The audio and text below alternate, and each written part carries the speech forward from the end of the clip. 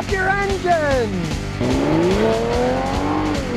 All right, here's a warning for people buying cars during this pandemic. It turns out that there are a reasonable amount of people that are selling cars with fake VIN numbers, vehicle identification numbers. People are buying cars, and it turns out that the number on them's fake, and when they go to register them, they got a real problem. You want to make sure it's not fake in the first place. You can check things like, the VIN number's under the windshield, it's also in the door jamb. Hey, you're looking at an 8-year-old car or whatever, it's going to be dirty, have stuff on it. If it's all new and shiny, think twice about buying that car. Get some history of the car. Carfax or any kind of car checking thing. Was it on the road all these years? If you find that that VIN number only has new data but no old data, don't buy it. Realize that, hey, it could have been a stolen car, and of course the new VIN will have some data on it because it was fake and new, but there won't be any data in the past. And if it has no data at all, don't even think about buying it. Also goes back to what I've been telling people for years. Do not buy a used car unless you can see the title. If it's a reconditioned title, a salvage title, it was totaled by an insurance company. And some of these guys, if they buy one of those cheap, if they put a fake VIN, it won't have that history on it, but it won't be real. You always want to make sure. And there's a lot of VIN checking you can do online free. Just do a little research, like the National Highway Department of Safety and Traffic Administration. They got a website. You can look up VIN numbers and stuff there. Do a little research. Don't be suckered like some bunch of people have recently with cars that are used that have fake VIN numbers that these people have put on. People will fake anything these days, and you don't want to be the one stuck with a stolen car. Now, in most places like Texas, if they see you're an honest citizen, I've had customers that have bought stolen cars unknowingly. Police would come and say, well, you got the stolen car, and they'll take the car away, but they're not going to generally prosecute an honest citizen. You tell them who you bought it from, and they go down the line. But still, you would lose your money in the car. So you don't want to get a car that's messed up. Don't get one with a fake VIN number. So do a little research. Ariel Drop says, welcome to Tennessee. I've been watching your channel. I traded my 2015 Range Rover Evoque in for 2020 Lexus NX3F Sport. It's okay, but I missed my Range Rover because it had a lot more power. I like the Lexus, but I was thinking about getting another Range Rover. Do you think I should take a chance to get another one? I hear the Range Rover Evoques are the more reliable of the brand. You ever hear the expression, you're going from the frying pan into the fire? That means you're going from one bad situation to another. Well, you did the opposite. When you got rid of that Range Rover and got a Lexus, you went from the frying pan into a nice, comfy bed. Do you really want to go from a nice, comfy bed back into the frying pan? You probably didn't put that many miles on the Range Rover. Range Rovers are endless money pits. If you want the history of Range Rovers, they just copied American Jeeps after World War II, little bitty four-cylinder engines. When they started having problems is when first they started putting American Buick V8 engines in big engines. They started having problems. The bigger they make them, the more problems they have. And everybody always says, oh, the new ones, they don't have the problems the old ones do. Bunch of nonsense. Yeah, they might not have all the problems the old ones do because they're brand new, but they will when they get old. They're money pit machines. Now, if you don't mind spending that kind of money, it's your money. You can do whatever you want. It's a free country here in the United States. At least it still is. And it's a lot freer in Tennessee here where I moved, so I'm really happy. But don't think about it. You'd be going from the comfy bed into a frying pan. That would just be stupid. Now, like any vehicle, if you don't drive it much, it wouldn't matter what you drive. You buy a Mercedes-Benz, let's say you put 40,000 miles on it in 10 years. Of course, it shouldn't fall apart. Most of them won't. But if you're talking about putting a lot of miles on it, that Lexus can take a lot of miles. The Range Rovers, they cannot. Deadman 1998 says, Scotty, I'm looking at a 97 Plymouth Grand Voyager, 3.3 liter. Can tell me if they're good. And even for work hauling stuff, has 131,000 miles. Used to be a former county government vehicle. Only cost $1,000. The Voyager is one of the worst vans ever made. Transmissions went out. They had electronic problems. You're talking about getting a van for $1,000. If you can have a mechanic like me, check it out. And he says that the engine's good and the transmission's still working. You're going to use it to haul stuff around. You're only paying $1,000. You're never going to find a Toyota Sienna van that's 10 times a van for that kind of money. But, if you could find a Toyota Sienna van that was old for $2,000 or $3,000, I'd pick that way over that thing.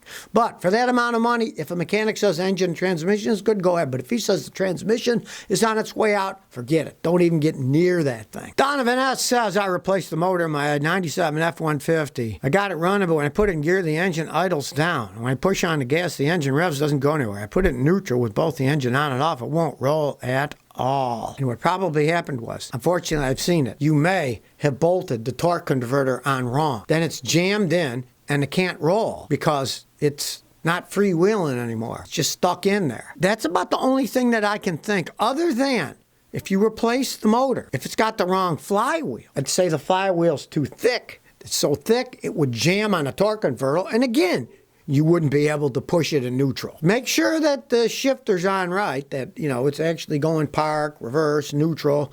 Look at the shifter to see that it's actually working. You could take the actual shifter cable off, go to the transmission and manually pull it neutral. Then you know it's in neutral. If you can't push it, then for sure something's jammed up inside there, which is either the flywheel's too thick or the torque converter's not on right. That's got to be your problem. Paul in 98 says, Scotty, I got a friend who wants to buy a 2003 Land Rover with 102,000 miles. I've told him repeatedly, do not buy it. But if he goes through with it, what are some of the issues he might face?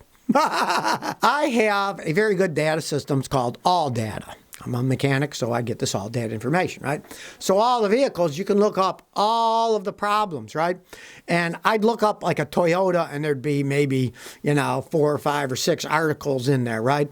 I'd look up the Land Rover, especially like a 2003, and there would be hundreds of pages of problems.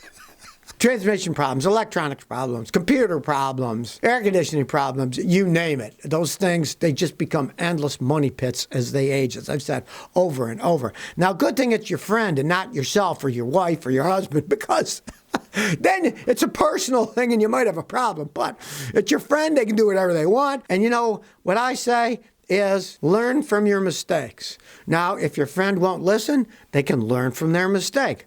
Now, when everything goes smoothly, you think, oh, it's great, la, la, la. But when you make a big mistake, buy something like that, it could be a gigantic mistake, and you lose a bunch of money, you're going to remember that the rest of your life. So, I got customers, they will never buy a certain brand of car.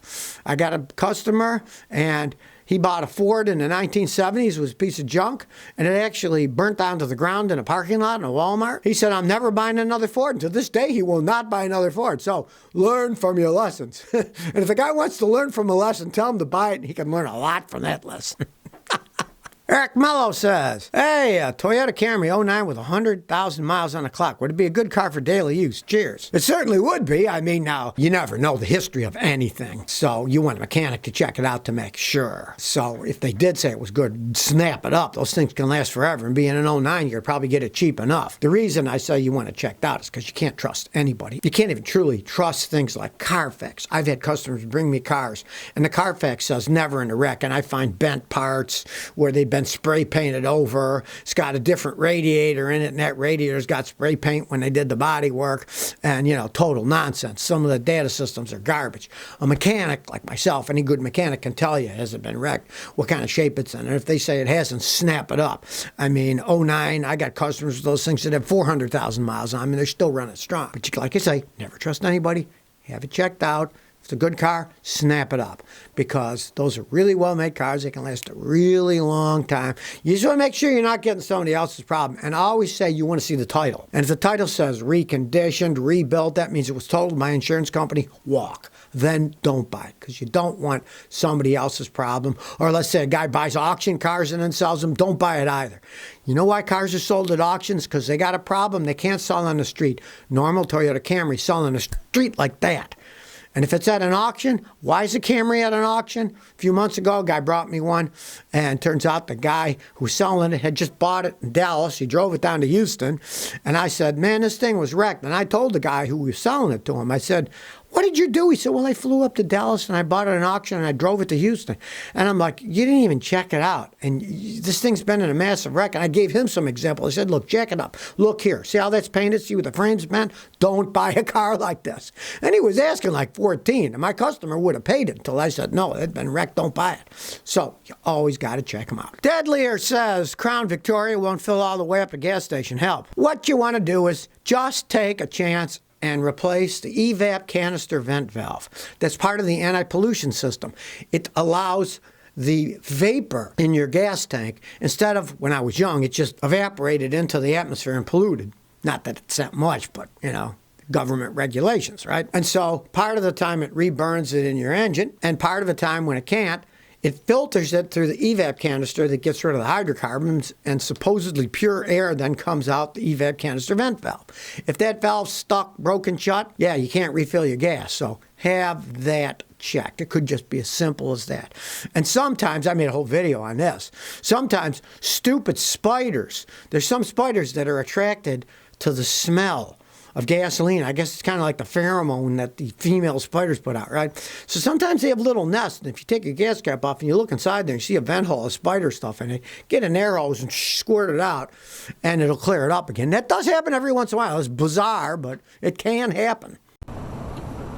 So if you never want to miss another one of my new car repair videos, remember to ring that bell.